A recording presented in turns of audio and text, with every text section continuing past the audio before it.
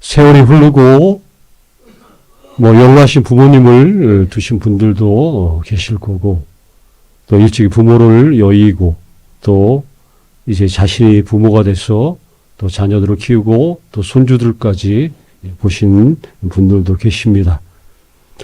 대부분의 부모님들이 다 그랬듯이, 특히 우리나라 이전의 세대들은 다 희생과 노고들이 너무나 많이 있었죠.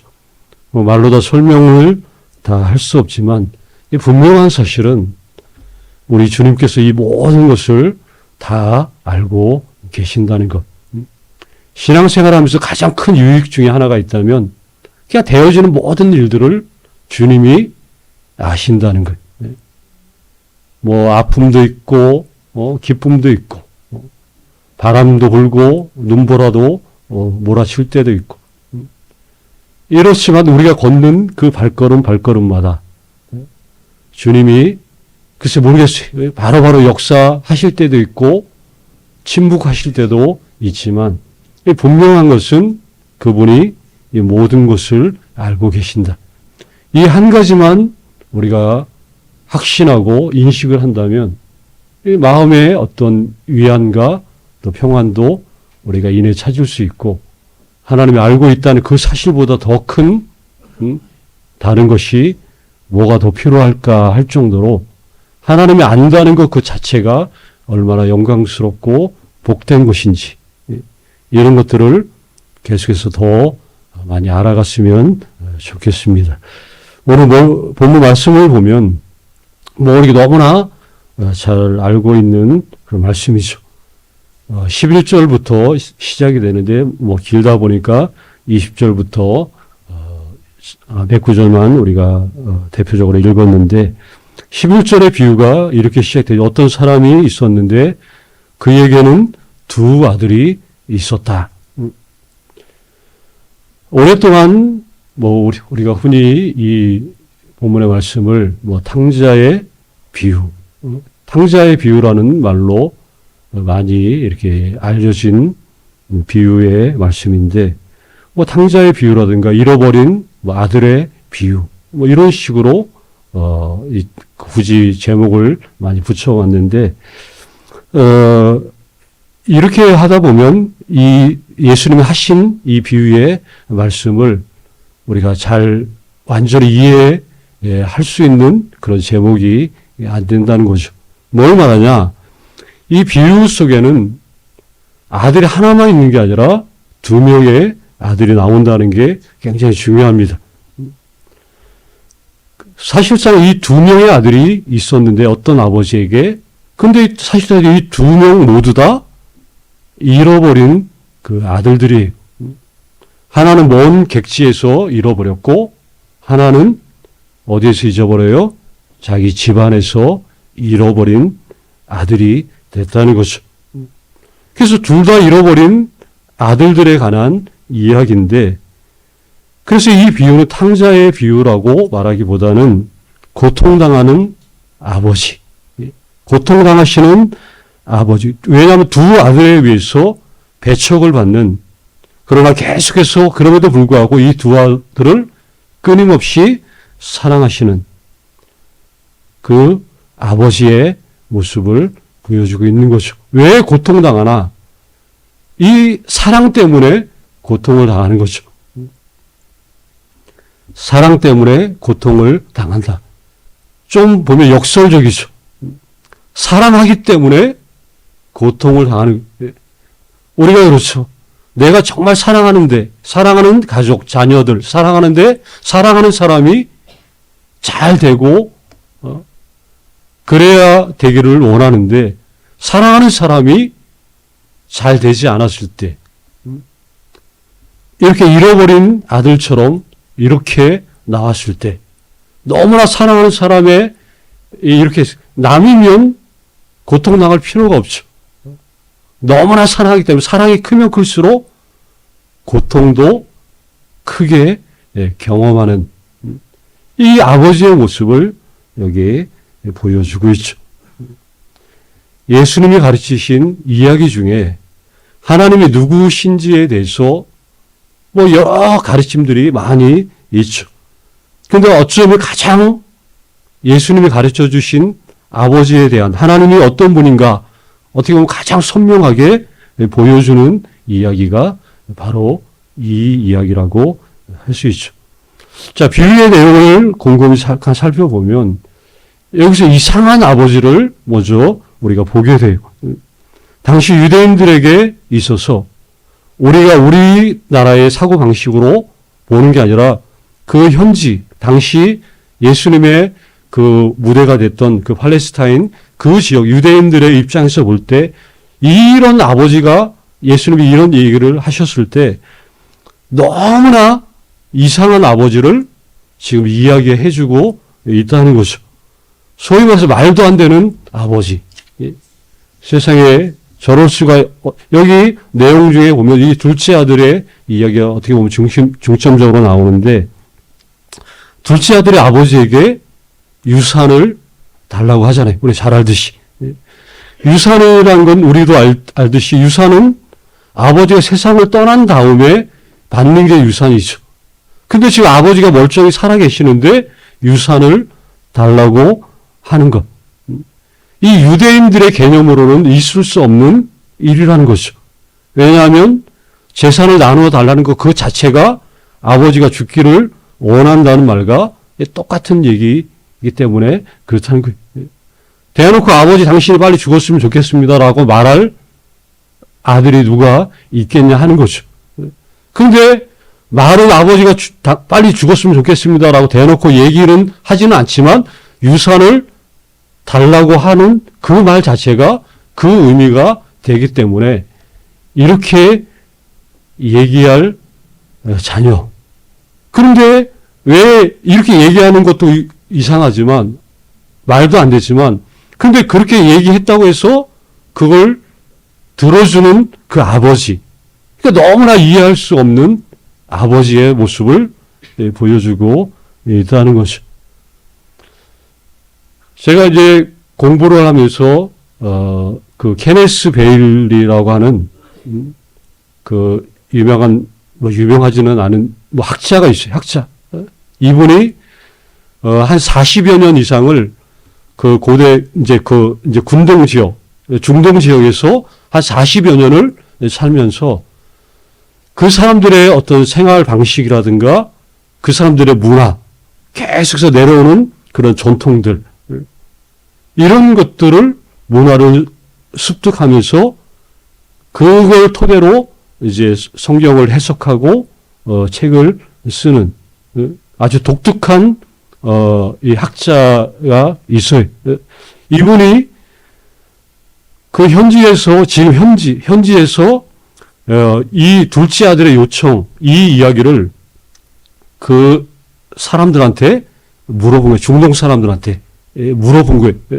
그래서 그 사람들의 반응을 수집하는데 그 책에 보니까 이런 내용이 있어요. 수집한 내용이 있어요. 한번 여기 화면에 한번 보시면 알겠지만 어떻게 이분이 물어본 거예요. 중동 사람들한테. 여러분의 마을에서 이런 요구를 하는 사람을 본 일이 있습니까? 했더니 뭐라고 나와요? 아니요. 그럴 수가 있나요? 이게 깜짝 놀라는 거죠. 아니, 그렇다면 그런 요청을 할 수 있다고 생각합니까? 이렇게 할 수도 있지 않나요? 라고 물어봤더니 뭐라고 얘기해요? 정신 나간 일이죠. 그럴 수는 없다는 거죠. 그러면서 만일 누군가가 그럼 그랬다고 합시다. 그러면 어떻게 되겠습니까? 했더니 뭐라고 나와요? 아마 아버지가 그 아들을 쳤을 겁니다. 그렇고 말고요. 왜 그렇죠? 하니까 그러한 요구는 아버지가 죽었으면 좋겠다는 그런 뜻이니까요. 지금도 중동 사람들 그쪽 근방에 사는 사람들은 이런 식으로 이 이야기를 들려줬을 때 이렇게 반응을 한다는 거예요. 물론 1세기 예수님 당시랑 지금 시대가 뭐 똑같다고 뭐 이렇게 장담할 수는 없겠죠. 그런데 대부분의 반응이 이런 식으로 반응을 한다는 것은 이게 오랫동안 내려왔던 전통이 이렇다는 거예요. 그래서 이 사람들의 사고방식, 그 사람들의 그 문화 양식은 이런 개념들을 갖고 있어요. 그래서 이런 얘기를 했을 때 비유는 말 그대로 그냥 어떤 예를 들어서 설명해 주는 그런 얘기가 아니라 하나님 나라에 대한 가장 강력한 메시지, 그게 비유인데 왜 예수님의 비유로 말씀하시냐? 비유가 아니면 설명할 수가 없는 것들. 예를 들어서 우리가 어떤 것들에 대해서 얘기를 하는데 이거에 대해서 경험하지 않은 사람한테 어떤 것들을 얘기할 때 이게 참 어려워요. 그래서 그걸 다 최대한 좀 이해할 수 있도록 알아들을 수 있도록 설명해 주는 그 방식이 이 예수님의 비유인데 어떤 일체적으로 그래서 비유마다 보면 이게 우리는 그냥 이렇게 쭉쭉 뭐 편안하게 읽지만 그 당시에 사람들이 들을 때는 너무나 충격적이고 기존의 관념과 어떤 상식, 사고방식들을 다 뒤집어 엎는 그런 충격적인 메시지였죠. 이렇게 말도 안 되는 요구를 아들이 했는데 그런데 이 아버지는 이런 아들에 대해서 돌로 쳐야 되는데 그렇지 않고 여기 보니까 유산을 분배를 해줘요. 근데 어떻게 됐어요? 잘 아는 대로 유산을 모두 다 탕진하고 이제 거지가 돼서 그러자 이제 염치불구하고 그래도 집으로 돌아갈 생각을 하게 되죠. 돌아왔을 때의 이야기를 오늘 우리가 읽은 본문에 우리가 아까 읽은 대로 나오죠. 이에 일어나서 아버지께로 돌아가니라. 근데 아직도 거리가 먼데 아버지가 그를 보고 측은히 여겨서 어떻게 했다고요? 달려갔다고 여기 나오죠. 아버지가 왜 멀리서 보고 먼저 막 달려갔냐? 이 아들이 마을로 돌아오면 어떤 일이 벌어질지, 그에게 닥칠지 아버지가 너무나 잘 알고 있어요. 이 이스라엘의 그 예전에 그 당시에는 어떤 한 집안에 있는 일이 그 집안의 일로 끝나는 게 아니에요. 이게 연대성이 있어요. 공동체성이 있어가지고 그 자그마한 마을에 어느 집에 숟가락이 몇 개 있는지까지 다 아는 그런 시대, 그런 상황 속에서 여기에 아들이 이렇게 했다는 걸 누가 동네 사람들이 다 알고 있죠. 이거는 만약에 아들이 눈에 띄면 아버지가 아니라 동네 사람들이 때려 죽여도 할 말이 없는, 아마 때려 죽일 거예요. 아마 진짜로. 왜 그러냐? 이런 아들은 그 가문에 먹칠을 하는 것뿐만 아니라 온 동네에 수치가 되기 때문에 그럴 수밖에 없다는 거죠. 아버지가 이거 너무나 잘 알고 있어요. 이 아들이 만약에 돌아오면 이 아버지가 제일 먼저 이 아들을 빨리 만나가지고 이렇게 돌보지 않으면 그냥 방치해뒀다간 아마 돌아왔어도 동네 사람들한테 아마 큰 변을 당할 수밖에 없다는 것이죠. 이게 너무나 아버지가 이걸 잘 알고 있었던 거죠. 그래서 아들이 가까이 오자마자 맞으러 달려갔다는 거죠. 달려갔다. 뭐 아버지니까. 근데 이 동양사회에서 고대 근동에서도 있지만 거기를 또 우리나라도 예전에 그랬지만 체면 문화가 엄청 강합니다. 이 체면은 곧 자기의 목숨과도 같은 시기. 우리나라도 옛날에 조선 예전에는 정절이라든가 이런 것들 만약에 하면 목숨 끊잖아요. 체면이 굉장히 중요한 이 나라. 그래서 아무리 그 사회에서는 급해도 나이든 그 사람은 아무리 급해도 절대로 달려가지 않는다는 거예요. 체면, 이상하다, 왜 그럴까? 체면 때문에 그러는 거예요. 체면. 우리가 이해할 수 없는 그 사람들의 그게 삶의 방식이.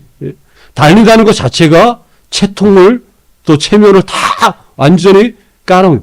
예전에 곧 죽어도 양반이라고, 곧 죽어도 체면, 그거 하나 때문에 곧 죽어도 이 체면, 이거를 놓을 수 없었던 그런 시대. 그래서 아까 그 베일이라는 그 사람, 그 학자가 또 조사해 보니까 어느 정도 나이가 들면 항상 품위 있게 천천히 걷는다는 거예요. 천천히. 그래서 30살, 30을 넘긴 사람은 결코 뛰지 않는다고 얘기를 해요. 30만 넘으면. 물론 오늘날 우리 여기 30, 진짜 애들이잖아요, 애들. 30은 애들이지만, 거기에 30이 넘으면 뛰지를 않는다는 거예요. 뛰지를 않는다는 거. 그러니까 아버지가 달려갔다. 이 이야기를 예수님이 하셨을 때 그 듣는 사람은 계속 충격을 먹는 거예요. 충격을 먹는 거예요. 그러면 여기 아버지가 왜 달려갔는가? 아까도 말했잖아요. 사랑이 크면 클수록 고통도 크다는 것. 이 아들을 향한 애정과 불쌍히 여기는 그 마음으로 견딜 수 없으니까 뛰어간 거죠. 동네 사람들이 아들을 만나기 전에 자신이 먼저 아들을 만나야 하는 거예요. 그래서 마을 사람들의 붕괴로부터 아들을 지켜야 되고, 그리고 다시 가정과 또 동네 마을에 이 아이의 신분을 회복시켜 줘야만 되기 때문에, 그래서 뭐 창피와 수치, 인생 최대의 지금 수치를 기꺼이, 아마 살면서 역대 최고의 지금 수치를 경험한 거예요. 이 아들 때문에 계속해서. 당시 대놓고 죽었으면 좋겠다고 하는 아들한테 돈부터 나눠준 것부터 시작해서 계속 최악의 이런 수치를 당하면서까지도 동네 사람들 보는 앞에서 이렇게 달려갔다는 것. 이게 하나님의 아버지의 사랑. 우리가 하나님 하면 딱 사랑. 하나님의 사랑은 이런 사랑이다. 뭐 우리가 알지만, 또 이 말씀을 통해서 하나님의 사랑은 이렇다 하는 것들을 우리가 알게 되는 것이죠. 사랑을 허비하시는, 사랑받을 만한 자에게 사랑을 베풀어야 되는데, 그렇지 않기 때문에 사람들은 이게 충격인 것이죠. 우리도 마찬가지죠. 저거 정말 막 극도로 저거는 도저히 사랑할 수 없는, 그런데 사랑할 때 그 역설적인 어떤 효과, 영향력 이런 것들이 더 커지는 거죠. 그 예전에 그 영화 그 아마데우스라고 모차르트 이야기, 거기 살리에르라는 궁정 그 악사들 그런 이야기 있는 그 영화가 있어요. 이 살리에르가 볼 때, 모차르트를 볼 때마다 이게 너무 이해할 수 없는, 하나님에 대한 이해할 수 없는 그런 부분들이 있었던 것이죠. 뭐냐?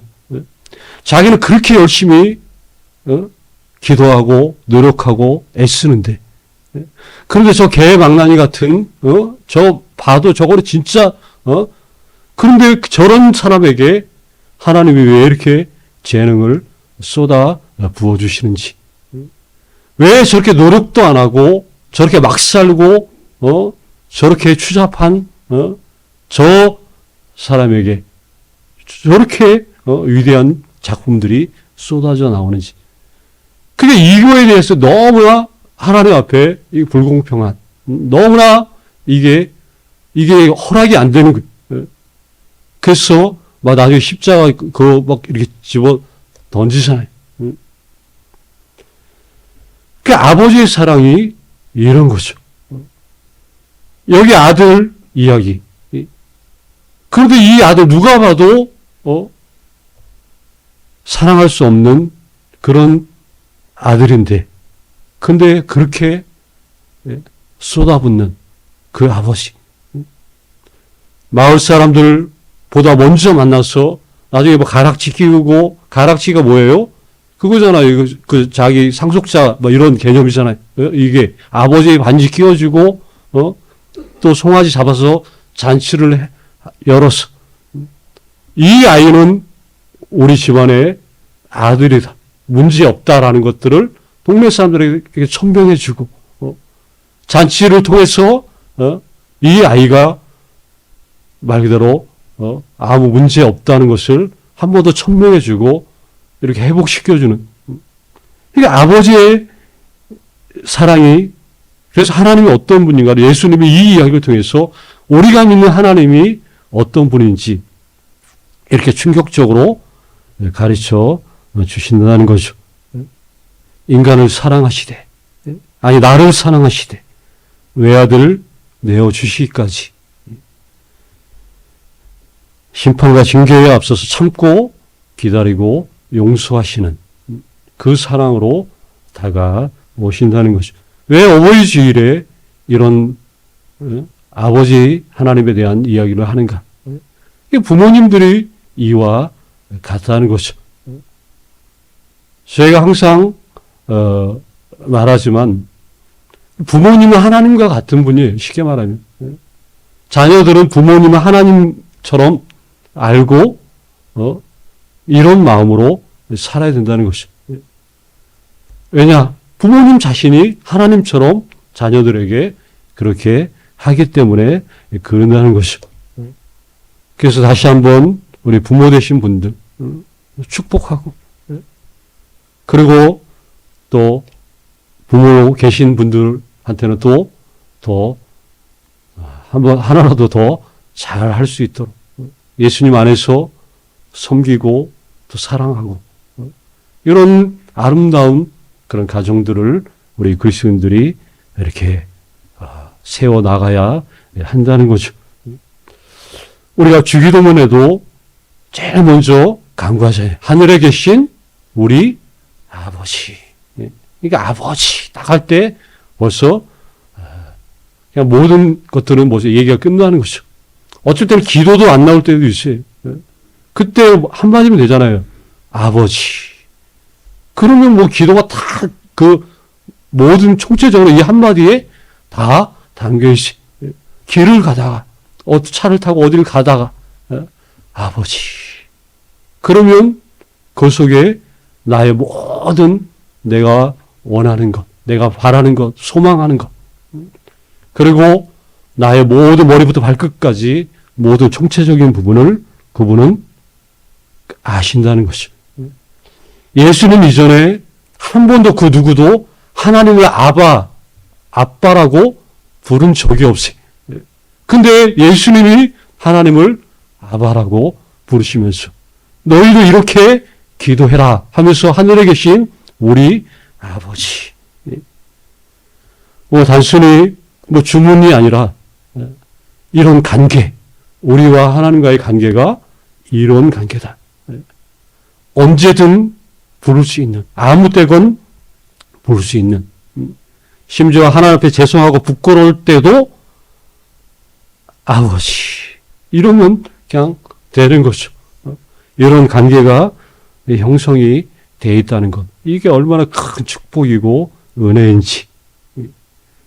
여기 사랑을 허비하시는 아버지, 그 좋으신 하나님을 우리가 아바라고 부를 수 있고, 그렇게 또 내가 하나님처럼 하나님의 사랑을 받은 그 사랑, 그것들을 또 이렇게 흘려보내고, 또 자녀들은 하나님을 사랑하고 섬기듯이 또 윗세대들을 또 이렇게 사랑으로 품고 섬기고, 이런 아름다운 그 관계들이 우리 우리 믿음의 가정들 가운데 넘쳐나기를, 또 여러분 개인적인 삶 가운데 하여튼 넘쳐나기를 간절히 주의 이름으로 축원합니다.